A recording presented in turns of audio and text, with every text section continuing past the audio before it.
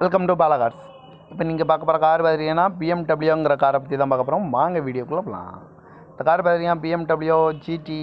இது ஒரு ஆட்டோமேட்டிக் வண்டி தான் அப்படின்னு இருக்காங்க. வண்டியோட மாடல் பார்த்தீங்கன்னா 2018 மாடல். இதோட வேரியன்ட் பார்த்துக்கிட்டிங்கன்னா 630D லக்ஸுரி அப்படிங்கிற இன்ஜின் தான். ஓனர் பார்த்தீங்கன்னா 2 ஓனர் இருக்காங்க அந்த வண்டிக்கு.